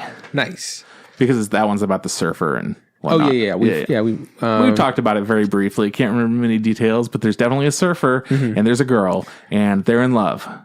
Well, one thing about this guy is that his art style, right? His like the way his animations look are for sure not traditional. No, by they're any jamming means. though. They're very interesting looking. Like I remember, like I said, we didn't see the things that he made in order. We just kind of bounced around them, but you can see the evolution or the influences that things do. You know, Tatami Galaxy looks a little not as polished as fucking Night is Short, Walk On Girl. Like those two, I feel like share the most stylistic. Yeah, and then Ping Pong the animation is way different than these. Ping Pong the animation is more like a freehand drawn thing. A lot like what is that movie called? It's something about waking life, I think. I don't know. Anyways, it's about lucid dreaming. Yeah. It feels a lot like that animation. For sure, the style for sure looks like that. And then Devilman Crybaby, newer, right? Yep. Looks different than Tatami Galaxy and Night is Short, Walk On Girl, but they do share very similar like senses of the way things move, and characters look pretty like people look very similar in all of these. Lanky. The same proportions and whatnot, but their outlines and everything are different. Yeah, and they share like this very exaggerated way of stretching. When they eat, which is something that really threw you off in Devilman Crybaby. You're like, what the fuck is that? Which I understand. It's like he animates things that way, and we had already talked about that a little bit. But yeah, going into that, I felt like all the animation was so like consistent between the demons and between the people, and then that was a weird adjustment that really took me out of it. Really big breakfast, and it's just like, what the fuck happened here? Yeah, this is a different show. Yeah. But that being said, looks really fucking good. Yeah, and I think that's one thing that like he's done better than anything is being able to take all of those different influences that he's had and make a new, unique feeling world out of it. And so this movie actually, as soon as it started, like we saw like the because we played it on the Blu-ray, right? Like it started like the started playing like the little clips of it before, like it just like instantly looked wild. Yeah, on the menu it looked fucking insane. And I was like, well, I don't know what the fuck we're watching, but here we go. Right? Play. And we hit play, and then it's just like, wow. This looks so much like the style this guy makes. Yeah. But it looks different. It feels like everything that he's made before is kind of like hand drawn and hand animated. And this feels like it was hand drawn and then moved with the program in a cool, fluid way. Yeah. Like it feels like a lot of it isn't in the computer, like the one moment that I saw it like really clearly is when he's like walking down the steps of his house. I was like, wow, that looks with each step. It looks really good, but I feel like I kind of see like the way we've talked about Hollow Knight. No, not Hollow Knight. It is Hollow Knight. Yeah. There's layers of things. Like I can see like the perspective, like that he is behind this, brick pillar thing or whatever, but and then he plays, and then behind that is the background. I'm like, but it's really interesting to see like it's cool. the way things look. It's nice, but it's very true to who he is. And I was like, instantly, I was like, wow, I already dig this. Just on the way that it looks, I was like, wow, it's different, it's fresh. The colors were so fucking pretty. Yeah, the people really pop out in the city too. The city has more of like a raw, real feel to it, but the people pop out and they feel like they're characters that really have a lot of attention put on them. What's really true about this guy too is that he does a thing where like a lot of his characters seem like his main characters always seem really simple. Like like the main character for this one is like a fucking dude, teenage boy or whatever with like dark hair, light skin, moody, sad kind of guy. And we didn't see his eyes for like the longest time. And then when we finally saw him, like, oh, fuck. I was like, yeah, this just... He's a guy. He looks like the fucking Atomic Galaxy guy or the guy from fucking Night is Short, Walk On Girl. Like, it's very, like, reminiscent of that. A little bit more young. Yeah. With a little bit more brightness to him. But for sure, it for sure feels like, oh, it's one of this very classic, simple, like, designs. Like, he's not like your fucking Naruto. He's not your fucking... No. He's not your fucking Asta or whatever, like, with eccentric fucking pink hair or blue hair. It's like, oh, he's just a fucking dude. He's just a guy, which is great. And then you meet his friends, and the girl has a bit, like, I feel like all of his different shows, everyone has pretty similar looks, but the girl stands out more than any other character in the movie because she has bright orange hair and she has a couple of pigtails, and she just kind of stands out because of that. She looks very like she's trying to be like a pop idol or something. Yeah, she absolutely looks like she's trying to stand out. It's not necessarily that he designed her to stand out, but it's who she is. Well, yeah, I think it's because cool. I think it's because of like where they're from, and we'll talk about that in a bit. And then his other buddy, like he's like a tan dude, you know, yeah, dark he's got hair, like shorter hair, but it's spiked up, and fucking really like animated in the face. Really cool like characters that we're following, and eventually we also meet Lou, right, who is a like a mermaid, right? Yep. And what a interesting design for a mermaid, first of all. Like when we saw her like on the cover, like, oh, like it's like fucking Ponyo, right? Like that's what we said. Looks like Ponyo. And then and it was like Ponyo. And then when we actually see like a good like glimpse of her face and the way she's designed, I'm like, oh, fucking step aside, Ponyo, because this bitch is way cooler than you. Yep, absolutely. Like Ponyo was the simplified version of this. Yeah, so Lou has like a let's see, like a very fish-like face, right? Really like big eyes, really big mouth, sharp teeth sometimes, right? Yeah. She also has this really cool hair.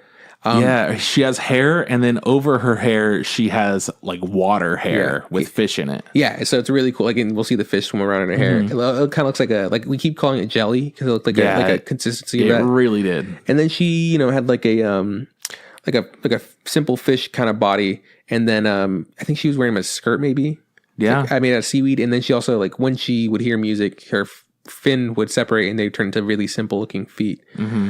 Really interesting design. Super cool. Yeah, I think the thing I liked the least about her was her voice, just because it was kind of a little scary. Oh yeah, but she had a super high pitched voice because she was a little kid. Yeah, which is essentially, but she's not. Yeah, we don't really know how old she is. I mean, also I guess like sea creatures also have like like dolphins and stuff like that have high pitched voices. Maybe it's like a callback to that. I was like, oh, okay, cool. So also, I'm just going to talk about this. They're in junior high. They are trying to figure out what kind of a high school they want to go to. They're in junior high, and that was something where when they said it the first time, I was like, fucking anime. Yeah. Why can't you just grow the fuck up, anime? I guess they're trying to. Every single time I see something, they're like, oh, look at this 7-year-old girl. And she's like full grown with boobs. And it's just like, are you kidding me right now? This show, they all look like they're probably in college. Yeah. And they're not. They could also be like really late teens. I thought like, okay, cool. They're at least like, here's an example. At one point, our pop idol girl, who again is in middle school, going to be a freshman, is walking to school, and some fucking homeboy on a lowrider shows up. He was like, hey, come on, let me give you a ride to school. And I was like, in my head, like, oh, it's totally fine. Like, just give me a ride. Because he's in high school, right? And then just to be like, yeah, we're in middle school. It's like, oh, what a fucking freak, Yeah. Because he's obviously hitting on this fucking 12-year-old or whatever. Context is key. Context is key. We didn't know the context. Be very careful, dog. I'm just waiting for the squad the SWAT team to fucking bust in through your door. Like, we saw what you were watching, dog. Okay, so the story is pretty simple, right? I would say. From the beginning, we meet our main character. Do you remember his name?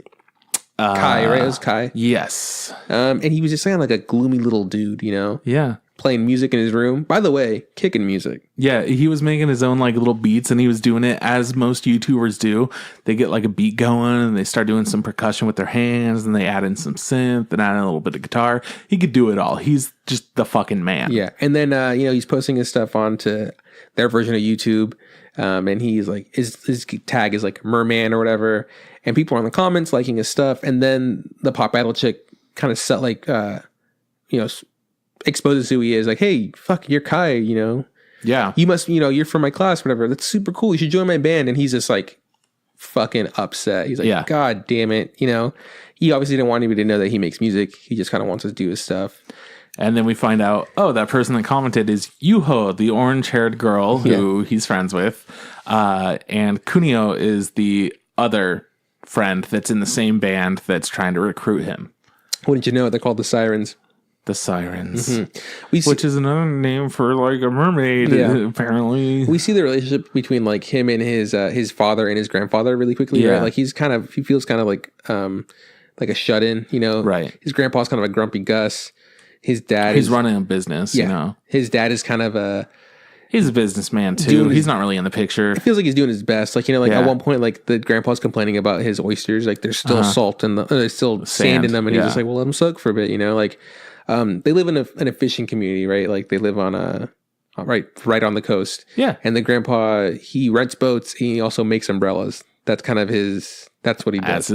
And his dad, I think his dad works for like the fish processing plant or something like that, or he's involved with the dock work or something like that. Kind of just like most people there are involved working. They're all part of the fish town. Yeah.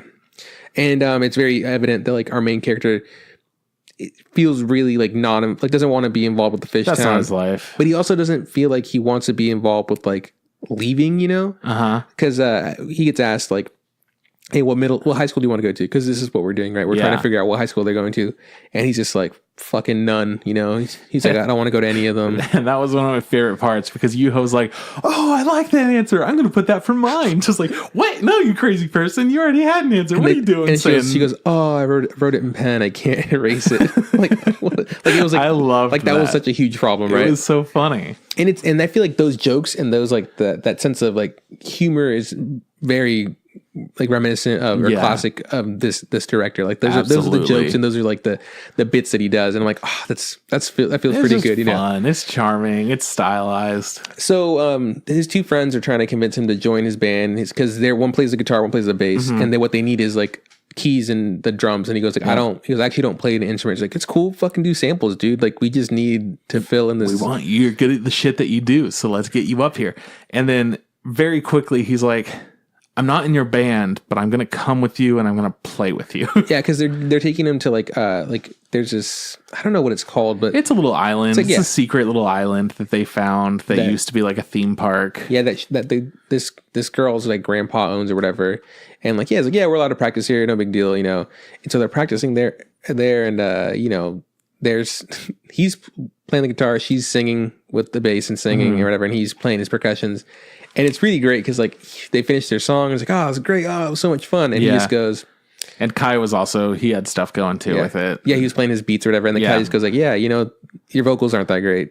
You know, like your pitch was kind of off and you can't hit those high notes yet or whatever. She's like, it's really hard when you're playing music at the same time. And then he's like, yeah. And then when you would sing, your guitar playing would get worse. Oh, yeah. He really, and again, he railed into it. Yeah, but he wasn't like, it was constructive criticism just without much construction. Wasn't malicious. It was just like he was just kind of telling it how it is, and then she's just like, "Fuck you, Kai, I'm out of here." This happens a lot. She gets upset pretty easily. Can't blame her. Fuck Kai. So she leaves, and then they're playing some more music, and then we hear this really odd singing. Yeah, suddenly it's like,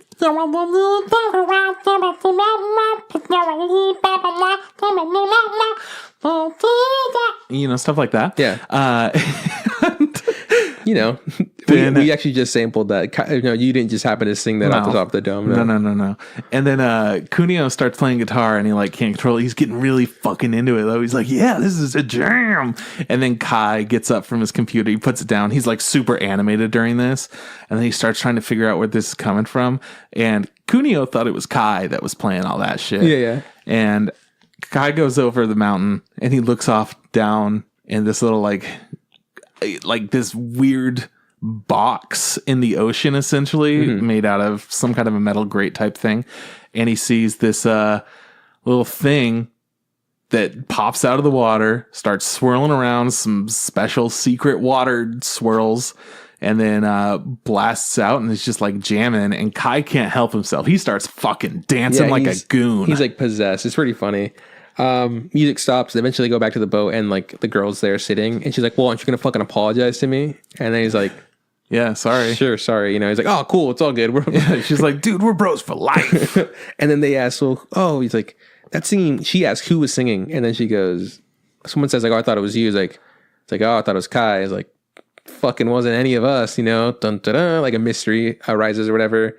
And then they're leaving, and while they're leaving, they see a couple people like they're poaching. It looks like it was albacore or some sort of like abalone, some sort of like clam that they weren't supposed to be, and like they get into like an altercation. They're like, we're gonna tell on you, and they're like, you're not supposed to be doing this. And then the mermaid chick Lou kind of comes to the rescue and like does some pretty cool like water magic and like and like lifts them really high in the air and then like drops them. Yep. And then they get out of there and Kai drops his phone. Uh-oh. Yeah, it's okay. Don't worry about it. Because later, while Kai's in his fucking, I guess on the shack where he plays music, because it's on his room. He's playing his blast beats up there. Yeah, and his phone is returned to him by Lou the mermaid, and she very, politely lets herself in, brings a shit ton of water with her, and just fucking ruins his attic. Yeah. But she's not just like letting the water go everywhere. She's specifically forming it to the size of the room because she wanted to encapsulate the whole place in water. But she's not just like letting it loose because it's not dripping downstairs. It's just upstairs. Yeah. Imagine like a swimming pool of water just moving without the container. It was pretty cool. You were like, man, fuck her. She's ruining all his equipment. Yeah, like the lights all go out and there's an electricity issue going on. And then he runs downstairs and he's horrified. And she just comes back and she's like, here's your phone. Yeah, so here you go. And he's just like, you're not going to eat me, are you? And they have a really funny moment where like he grabs her by the like lips or whatever because she's talking and she talks really loud. And like we'll cut back to like the grandpa like making an umbrella. And he's just like looking. He's like, did I hear something? It's like, the fuck was that? And then like he goes back to just working or whatever. And they introduce themselves to each other like, cool, like you're fucking Lou, I'm Kai. Dope, man. You're a mermaid. Cool talk. Awesome. Peace. Also, we forgot to mention this, but in the beginning, we also see like Kai receiving a letter from his mother. Oh yeah. He doesn't talk to his mom. His mom essentially abandoned him, and she's in Tokyo somewhere, and he kind of resents her for that. So that's just kind of like a little piece of information. Yeah, it's just a small piece of character building of like, oh, he's going to eventually accept her. Eventually, yeah. Because we all know how anime and stories work. For sure. But if you don't, who knows what he's going to do with that letter? So we see more of like Kai building his relationship with Lou, and then he introduces her to the rest of the band, and they're like kind of not for it. Like they're kind of scared because she is a mermaid, right? And Kai's acting super cool about it. But after she starts like fucking doing some dope beats and singing and stuff, they're all pretty about it. Like, oh yeah, I get this. Let's make her our like thing, and then maybe we could eventually get like a kick-ass show with her, and then we'll become famous, and then everyone will love us forever, and then we never have to worry about anything else in our lives. We're in junior high. That's the plan, man. Yeah. So yeah, that's kind of what they do, right? Don't they set up some sort of like a beach thing, right, where they're gonna perform on the beach? Yeah, they were just kind of playing on the beach, and I'd say it got a little out of hand, right? People are really enjoying it, and they're like, "Oh yeah," but some people are. It almost feels like, well, what's the thing? Don't historically, don't in lore like mermaids sing and they kind of possess you or whatever, something like that. Yeah, it's the siren's call of you are drawn to them, and they make you crash your boats into rocks. And that's what it felt like. It felt like the music that is being played is for sure not like a. It's not a choice. It just makes you fucking get down. And they were putting on the show because of Yuho's grandpa. And they all had to be in disguises, essentially, because they didn't want other people to know that they're playing music for various reasons that were explained that don't really matter. Yeah. The one that I do like is that what's the name? The boy in the band who plays the bass. Kunio? Yeah, the guitar. He like a little squid over his face. His family, they're monks or priests or whatever, and he's supposed to be the next high priest of this place or whatever, and he's like, I want to fucking play the guitar. I really liked when we got to see his, I don't know if it was his father or his grandfather's design. I was like, he just looked a lot like the guy from the Tatami Galaxy. Yeah, it's like, oh, big old chin stroking kind of motherfucker. Yeah. Brows. So I was like, fucking dope. So yeah, obviously he doesn't want people to know that he's a guitarist, even though they're all about fucking getting discovered and becoming famous and leaving the place. So whatever. This also like leads, I guess it promotes fucking the grandpa to open up Merland or whatever he calls it, the mermaid place, because people have been exposed to Lou and they like her and they're like, oh, she's so cute, where can we see more of her? And he's like, this is obviously the gimmick that I need to get this amusement park. But there's also a big controversy about it because people are like, mermaids are fucking bad, look at what they've done to everything, and there's like a whole curse because of them. And like there's like an old lady who's always like fucking yelling like, you stole my fucking husband, I'm gonna fucking kill you. Her name is like Grandma Octopus or something. She's like always just holding a harpoon, like she's ready to fucking throw down at any second, and she throws down later. She kind of looks like an angry version of Link's grandma from the Wind Waker. Yeah, she for sure reminds me of like really old like characters like that. Yeah, it's classic stuff. Very fragile. So I think here there's like some sort of falling out with Kai and Lou or whatever, right? So and just the whole band. He doesn't want to be involved with this. Yeah, he's right? like, I don't think that this promotion is good, so I'm out. I'm leaving the band. He's like, he's at there. Yeah, essentially just worried, I guess, about just what's going to happen with Lou. He doesn't want her to be taken advantage of, and the fact that they're turning into a big old gimmicky thing definitely makes him worried about stuff. So it turns into kind of a Free Willy type situation, I would say. It's also kind of shitty. Like, I mean, when I was like watching this, I was like, you know what? If a way to like assure that your friend doesn't get taken advantage of is probably like be there with them and like make sure they don't get taken advantage of. I don't approve of any of this. We shouldn't do it. Well, we're doing it anyways. Then I'm coming with you because I have to make sure you don't fuck this up. Yeah, exactly. And I feel like if he would have gone with them, like he could have crisis averted. But then there's no movie, I guess. Yep. Anyways, the theme park opens. Also, he's in junior high. Yeah, that's true. He's not very smart. People are not good at things in junior high. They can play music okay, but that's about it. Yeah. So the theme park opens. They're having their first performance. He goes there secretly to watch it, you know? Yeah. And they're scaring her because Lou's afraid of like flashing lights. So people are taking flash photography. First of all, if you've been there, you could be like, hey, by the way, no flash photography. Yeah, that's a big one. The reason that she's afraid of flashing lights is because light kills her. Yeah, she's not supposed to be out in direct sunlight. Because she's like a vampire. She also was like, ooh, what the fuck are these dogs? And then suddenly just like watered all of them into a sky water, and they were all drowning up there, and she goes and bites each of them, turns them into a bunch of mermaid dogs. I think they were in like the pound or whatever. They were. Yeah, so like we also before that we learned that like biting, I guess mermaids don't eat people, they bite them and turn them into mermaids or whatever. Which is cool. I think it's a nice twist on the lore. I don't think that's something I've ever heard before.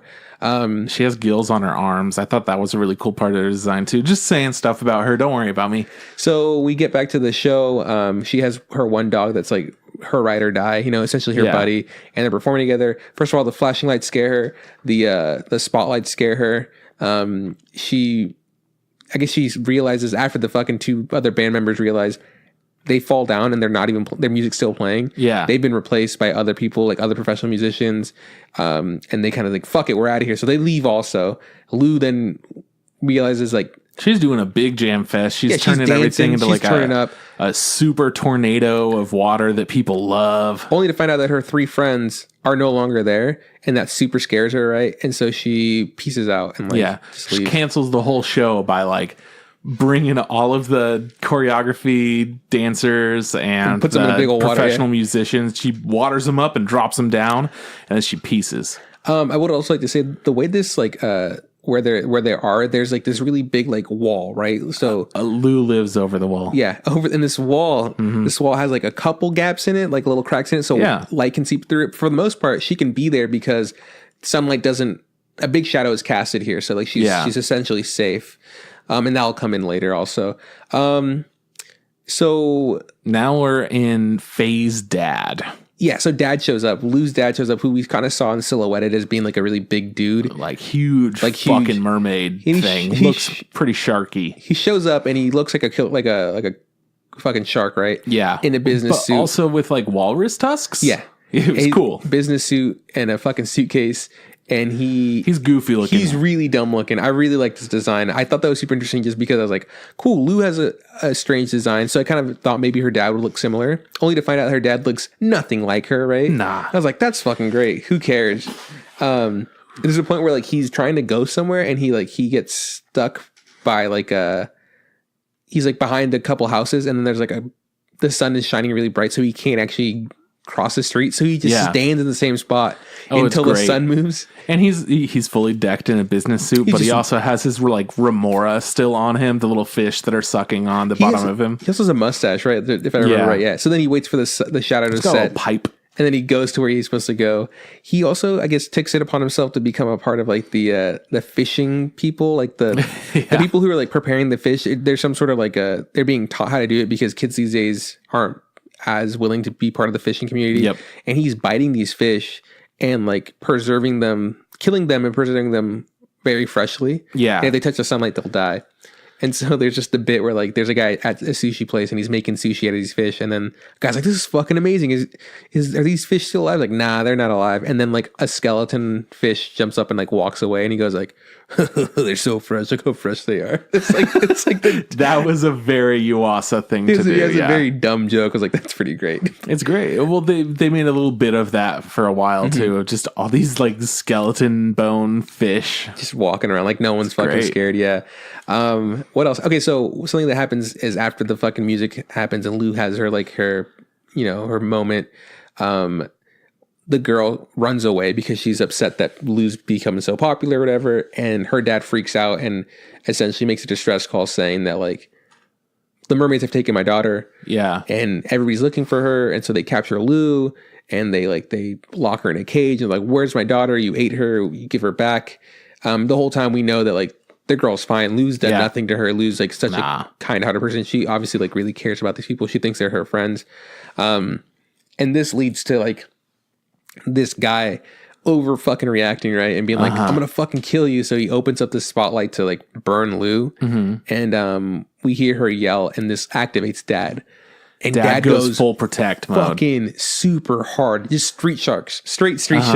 And then the curse also begins. Yeah, so he runs after Lou. He's like on fire running through the city, and then he jumps on her to protect her, right? And this activates a curse that was mentioned before. Essentially, the whole town's going to get overwhelmed with water and everyone's going to drown. Yeah. That's the curse. Yeah. So they managed to capture the dad in this big old fucking container. Bell looking thing. Yeah. And Kai finally gets off his ass and decides to do something. Yep. And goes to save Lou and save the dad or whatever.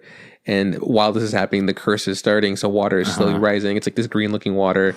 We also have this character who's been in it for a bit. She does the speaker like the announcements for the city over these speakers. But the speakers are really loud and they echo. So she has to talk like, this. She has to do a bunch of pauses in between sentences. It's really strange, but it's super funny. Like I remember when we first heard it, I was like, "That's so dumb." Yeah. And then it's like, "Oh, it's going to come into play later." Yep. So they use the announcements to tell like the people in the city, like, "Hey, fucking get to high ground." Yeah, Yuho and Kunio go up there and they're trying to take care of it. And like, and then I think they save Lou and the dad, and like they're not as pissed as I thought they'd be. At least I thought the dad would be more pissed. He's just glad to no longer be in the cage. They're stuck by like these spotlights, but the water dogs show up and save him. That's the dumbest sentence I've ever heard in my life. Driving these kids, but the water dogs show up and save them. And then they then all the other mermaids, including like Lou and the dad, start giving aid and helping other humans. And we don't really get to see the other mermaids, but we see that they're all like mysterious sea creatures, which is pretty cool. And they have the power to move water and protect the people. So kind of like Lou does, like the way she moves water. Just a little bit less precise, I think. Yeah. We also see like Grandma Octopus fucking going after Lou with the harpoon, only to be like stalked by her husband, because that's the biggest deal. She's like, "Oh, the fucking mermaids took my husband, they ate him." And her husband's like, "No, man, they didn't eat me. I was gonna drown, and so they bit me and turned me into a mermaid, so I wouldn't, so I'm alive now." And then I came back on the boat and I lit on fire, and then I went back into the water, and that was the end. And he goes, like, "Why didn't you say anything?" He goes like, "Why didn't you come back sooner?" He's like, "Well, I'm here now, bitch." And then he like bites her and turns into a mermaid. I was like, in my head, I was like, that's the worst thing you could possibly do to fucking Miss Octopus. She hates mermaids. Now she is a mermaid. Live with it, bitch. So the movie progresses, right? And like, they're still trying to save all these people. The water is rising really high now, right? Kai can only do the one thing he knows what to do, right? Because, Lou and her dad are exhausted from using all their fucking water magic. He's like, "Don't worry, boys, I got you." He plays some fucking mad beats and he sings, bro. He sings with this fucking heart, and it gives him enough power and strength for these people these mermaids to fucking start getting into fucking high gear and saving more people. Yeah. And then the song fucking cracked me. It was like, "The singing's not that hard. Yeah. Come on, everyone." He's not the best singer, by the way. Yeah. No, but he's fine. Yeah. Totally good. Like, honestly, all the music in this movie felt really fucking good. Yeah. And all of the voice actors and whatnot singing, they weren't supposed to be that great because they're still kids and they're not perfect or anything. And anyways, I liked the authenticity of their singing. It felt pretty cool. So by now everybody's been saved, right? And like now the other mermaids, Lou and her dad, are now like moving the water to get rid of the curse, right? Yeah. But the sun is now rising. So like this is really fucking bad because now protect the mermaids that protected us. Yeah, sun hits the mermaids, will die. So Kai's grandpa, who's been really quiet throughout the entire movie, you know, he just kind of makes his umbrellas. Yeah. Obviously something's going on, but we don't really ever see what the deal is. He rides the boat like right out into the water and like unleashes all these umbrellas he's been working on for years to protect the mermaids from the sun or whatever. Yeah. And it's just like, oh, that's fucking dope. And it gives them enough time to like to move all the water to save everybody. And now they all have their umbrellas and they're all super happy. And we get like a quick flashback of like what Kai's grandpa's deal was. So he was taught to like, he played the ukulele, right? Whatever. Yeah. And his mom was like, oh no, we got to make umbrellas. That's what we do. We're umbrella people or whatever. And then I think they're diving for food. Like they're like fishing people, right? And like the mom is pinned. She gets pinned underwater. Yeah. And a mermaid can't save her. So the only solution is to like bite her. And then she jumps on the boat and she lights on fire and then jumps off or whatever. And then like, that's the last memory he has of his mom, you know? Yeah. So he always, it was kind of ambiguous as towards how he felt about mermaids. I thought like, oh, he just hates them, right? But I was like, oh, that's like it was a misdirect. Obviously, you know, he doesn't hate them, right? He's been making these umbrellas to one day save them if he has to, because he can protect them from the sun. Yeah. So I thought that was nice. I thought that was pretty cool. Nice little end arc for that.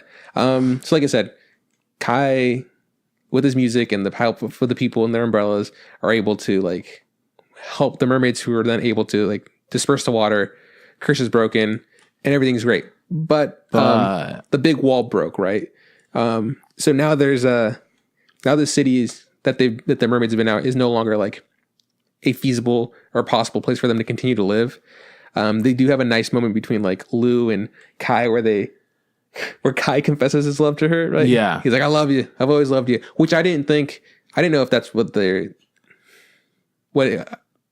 don't know. I don't know if it was explained the best or whatever. I didn't know that he loved her. I thought they just they were just really good friends, you know? Yeah. Well, he was also infatuated with her during moments where he was swimming with her underwater and she was breathing into his mouth and kissing him. Yeah. She was like, no big deal, bro. I'm just keeping you alive. But he was blushing. Yeah. Whatever. And he clearly thought it was something more rad. Romantic. I know. I know. I remember that, but I just didn't think that like it was to the point where like, oh, he loves her. You need more story than that. I need more story than that, man. Fucking asshole. And we'll talk about that in a bit. But yeah.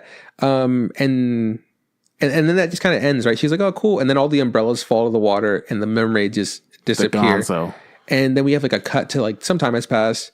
Kai is now more like open. He like talks more. He smiles more. Like he's friends with his boys. They're going to school. They're all like there's no sightings of mermaids as much as there used to be, right? Like I think at one bit they off in the distance we see like Lou jump or something, you know? So it's like, and he's told his dad what his plans are. He's just like, hey, I'm gonna go to school in Tokyo, you know, and study or whatever, but I plan to come back here one day and like I want to like check the sea and, you know, adventure or whatever. And he also like thanks his dad for like all the stuff he's, you know, for being supportive or whatever. And his dad's like, oh, and he's like, no, honestly, he's like, thank you so much. And he also says, oh, but also I sent mom a letter. I've contacted her. I'm going to meet up with her or whatever. Like, I guess to get some closure. And I think it's also implied, I think the grandpa passed away, right? Like he has like a photo on the mantle, which is a way they mourn their loss or whatever, right? I thought he turned into a mermaid. Did he? I don't know if I saw that. I mean, maybe. I don't know if he got bit or anything. Maybe. I don't have the fucking movie. You can't watch it again. I can. Oh, well, now we'll never know. Fuck you. So the movie ends like that, right? It just kind of ends with like a... Yeah, overall, the movie just felt like, oh, this is a fun little time. Nothing was substantial. It felt like it was like a Ghibli light, but super stylized, if that makes sense. I'd say that, yeah. Versus like Mary and the Witch's Flower, which is just Ghibli light. It's like, imagine Mary and the Witch's Flower, but they change up the animation and make everything else way cooler. Mm-hmm. I'll also say that like I for sure liked if I had to compare the two of them, I'd like this one more than Mary's and the Witch's Flower. Oh yeah, absolutely. Like way more. But we were talking about like it's cool that this guy's able to make these different types of like They all properties. feel so unique. Like he has TV shows, he has movies, and some of them are geared towards more adults. Some of them are geared towards teenagers. Devilman. Some of them are. This one specifically is geared towards Devilman. Towards like a wider audience, right? Like a more family friendly kind of thing. Like there isn't anything that's like super violent. There's anything super like inappropriate when it comes like to sex or anything. Or no, it's all very tame. Very family friendly. Yeah, which was cool. And seeing his other things, he hasn't really made anything that's for a younger audience until now. Because I feel like the Tatami Galaxy and Night of Short Walk On more Girl, mature, yeah, they have more of a philosophical thing going on. Devilman Crybaby has a little bit of that philosophy, but mostly just like some really badass stuff with some kick-ass music. And then Ping Pong, it's like just way out there. Like it's just different. It's not for like it's a very unique thing. A kid wouldn't understand it. Essentially, no, they'd be really confused. But this felt like you can put your child in front of it, and as an adult, you could also watch it and be like, oh, I'm enjoying it. I'm not like super bored out of my fucking mind. That being said, the weakest part of this entire thing was for sure the story, right? Oh, yeah, absolutely. The story was very lackluster. Yeah. The music and animation were insane. Yeah. And that's like, as we were watching it from like the very beginning, you and I could be like, yo, I fucking really like the way this looks. Yeah. Or like, oh, dude, the way this sounds is fucking great. Like everything moved with such like a weird kind of fluidity to it, where it didn't feel like every motion was fluid, but it felt like parts were, and that was cool. They're just very cool characters. Very nicely animated. Very the style, the fucking music, everything on par. Cool to be great. And the only issue is like, the story's not the best, but I guess you have to have a simpler story for kids, like to make it easier for more, digestible for someone that at a younger age to understand. Like, absolutely, I could put this in front of my, my nephew, and I'm pretty sure he'd understand it. Yeah, watch it with your kids. Yeah, for sure. That's something that we'd recommend if you have kids, at that age. Yeah, they'd enjoy it. It's on Blu-ray and DVD. You could go on Amazon and check it out. I don't know if you could rent it on Amazon, but I'm sure you could. Yeah, you can figure it out. Yeah, man. It's fucking great. I really like this director. I can't wait to see what else. What his next project's is. going to be awesome. It's supposed to come out spring this year, so spring is almost sprungeth. We're almost summoned, if you know what I mean. I do. Good. Sadly, I really do understand what you mean. Yeah. So I'm pretty excited to see what happens. I don't know if we're going to be able to get it. A lot of the different G Kids projects are kind of done in theaters, and you could go and watch it, but like Night of Short Walk On Girl, we had to wait like a year or something for that. Yeah, fucking huge bummer. You told me that this came out in 2017. You know what that means, though, right? What that means? Technically, fucking Papa, which is the name of the shark dad, that's true, is disqualified to be this year's Dad of the Year. That's a shame. Fucking bummer. Because guess what? Big shame. He was one of my favorite characters. The dad, he was so goofy looking. He was so intense. He was really nice. Oh, fucking everything he did, I was like, I'm about it. This is the characters were hella fun in this. The grumpy characters are, of course, like, ooh, I don't really like what you're doing, guy. But most characters that they put a heavy focus on were just like fun people. I liked them. There's also like really just strange bits in it. Like there's a bit where like he's in a swimming competition, right? And then like his coach is like giving him shit. It's like, Kai, you're so fucking slow. You're slower than my fucking puppy Chan or whatever. And Puppy Chan's like this pink poodle, or this poodle that's like doggy paddling with like a fucking life vest on. Later on, we fast forward to like he's the coach is in the water with Puppy Chan. He's like, oh no, I was like, what are we gonna do? We're not gonna make it. And then the dog just like leaves without him. He's like, no, don't abandon me. I can't fucking swim. And then turns out he can't swim. Ultimate. And then one of the water dogs shows up. And just like the fucking merpuppies shows up, and he's just like, and he's like a quick flashback to being like, it's you. And he goes like, I'm so sorry. I never meant to abandon you or whatever. And then like he grabs him by the collar, and he's just like praying. He's like, no, he's gonna fucking drown me. And then he saves him. I was like, and then we have a shot of the dog like waving goodbye. Like, what a strange thing to add into the movie. But the whole time it's like, this is fucking great, man. Like, because the part of it that feels great is every character has their own story, and we get to see a couple of those that honestly, there's background characters that don't matter.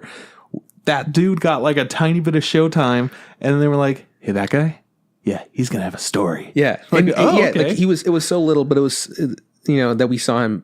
But I was invested in his story. Yeah, it makes the world feel more alive. Oh, yeah. even the shitty people get stories. Yeah, even the shitty people get stories. That was a good movie. I liked it a lot. It was a lot of fun. We were joking about like, oh, you're gonna like it more than this movie or this movie. I don't know if I like it more than any of the other stuff he's made. Yeah. Like I still like. I think I might like it more than Devilman, just because I feel like Devilman was a darker thing, so you can't always be in the mood for that. But this is just like a chill, you could put it on the background kind of movie. Yeah, I mean, I still for sure really like all those things he's done or whatever. Like, I always like, it's a toss up always between me. Like, did I like the Atomic Galaxy more than Night of Short Walk on Girl? Because I like both of them a lot for their own reasons, right? But this one for sure, I feel like this was it's below up there. those. I mean, it's up there. It's good. I don't think it's better than either of those. Well, it's not comparable because those have a philosophical element to it that really bring you in. Like, not only does it look incredible, the stories are cool. They've got fun little bits. They Dope make a lot of good jokes. Yeah, no, I just think, I was just trying to, what I was trying to say is like, this is good for his great. work, right? Yeah. It's great for like anything, but It's not his top tier. Yeah, no, but it's great. Yeah, for sure. So that's it, man. That's all we can really say about it. If you have like children, or if you like this man's work or this style, check it out for sure. It's for sure worth it. It's a good time. It's not that hard to watch. If you're not into this and like you would want some more hard hitting action or like a more like a deeper story or that philosophy we've been talking about, this might not be for you. This isn't it. But it was fun. It was charming. It was unique more than anything. For sure. It was like Japanese Splatoon. Yeah, it was. Yeah, you're like, oh, it's Splatoon the movie. It was just Ponyo meets Splatoon. That's all it was. It was. So yeah, that's the show though. Like we said earlier, next week we're going to be reviewing Detective Pikachu. Yes. From the Detective Pikachu franchise. Is it a game? Yeah. Okay. I'm going to call it a franchise now. Cool franchise from the Detective Pikachu franchise. Yeah. I'm excited to see the movie actually. It looks like it could be fun. Yeah, for sure it does. I think at the very least it'll be all right. Can't be as bad as the Sonic trailer. I'm not expecting it to be bad in any capacity. Yeah, I agree. But I feel like it might not deliver on certain parts, and it'll be okay. Nothing wrong with that. Yeah, I mean, at least we get to see some cool Pokemon, I guess. Oh, fuck yeah, dude. Ludicolo. I need to get that guy up in my face. BT Dubs. Yeah. Got me my Mewtwo's, dog. You got your Mewtwo's? Got my Mewtwo's. Now you need one, or are you Moltres, done? Zapdos. Oh, shit. I'll give you one of those. Well, I need to get the Stardust, but yeah. Okay. We'll close, really close, boys. I just updating on you on my Pokemon Go. Okay, so that's what we're doing next week. If you like our logo, hit up Aaron from TurryTops.com.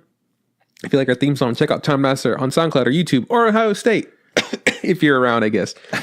Yeah. Trip, where can people find us? You can find us on Facebook. Look up the Instant Ramen Podcast. Same thing goes for Instagram. Look up the Instant Ramen Podcast. And if you want to tweet at us, tweet at Instant Ramen Pod. Podcast Infit. You could go ahead and shoot us an email, instantRamenPodcast@gmail.com.